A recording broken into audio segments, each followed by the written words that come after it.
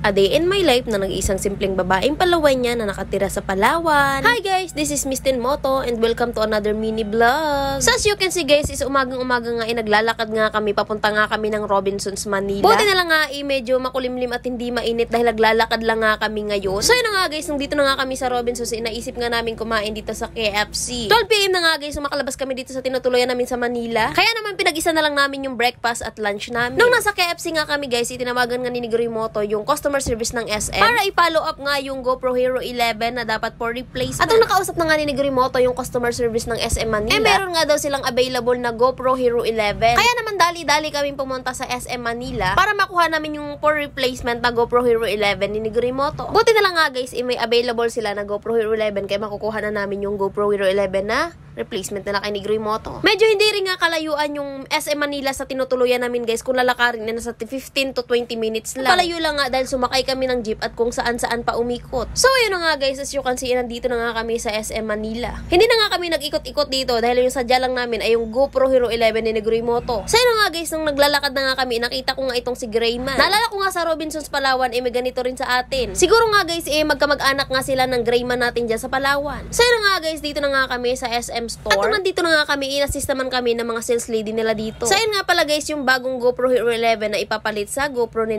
Moto. At nung mabuksan na nga namin ng unit, ayan, tinatry na nga i-connect ni Moto yung GoPro Hero 11 sa cellphone niya kung gumagana ba. Siyempre hindi kami aalis hanggat hindi kami kampanting okay na nga itong replacement nila. So ayun nga guys, nung na-check na namin at okay naman yung na-replace nila, ay umalis na rin nga kami. Bago nga kami lumabas ng SM, dumaan nga muna kami dito sa Watson. May bibili lang kasi ako ng kung anik-anik na hindi ko nabili sa Robinson. So ayun nga guys, so makabili na nga ako ng kailanganin ko, nagbayad na rin kami dito sa cashier nila. At nung matapos na nga ako magbayad guys, lumabas na rin kami ng SM at pauwi na nga kami sa mga oras na to. At as you can see guys, ipaabang na nga kami ng jeep na pwede naming sakyan pauwi sa amin. Grabe talaga yung tao dito sa Manila guys, para silang nanggam at hindi sila nauubos. Dagdag pa nga to ng dalawang sa harap namin na magka-holding as Diyos ko dahil walang forever. At hindi nga namin guys alam kung saan kami sasakay, kaya nagtanong na rin si Moto kung saan bang sakayan pauwi sa amin. Ang sabi nga sa amin ni Kuya, diretsuhin nyo lang yung daan na yan, tapos may makita kayong paakyat, umakyat lang kayo, so doon ang sakayan. Charis. Kaya naman sinundan namin yung tunnel na to kung saan nga ba ito papunta. Charis. At ayun na nga guys, sa isang taong paglalakad namin, ipaakyat na rin nga kami. Bali doon nga kami aabang ng jeep na masakyan namin pauwi sa amin. At nagantay lang nga kami guys ng mga ilang minuto at sa wakas nakasakay na rin kami. Dito na nga kami guys sa unahan sumakay dahil wala pa nga masyadong pasahero itong jeep na nasakyan namin. So ayun na nga guys, dahil jeep ngayon sinakyan namin, bumaba na nga kami dito sa kanto at medyo malapit na nga ito sa amin. Buti na nga lang medyo napalapit kami at hindi na kami masyadong maglalakad pa. Dahil sa mga oras na to guys, tamad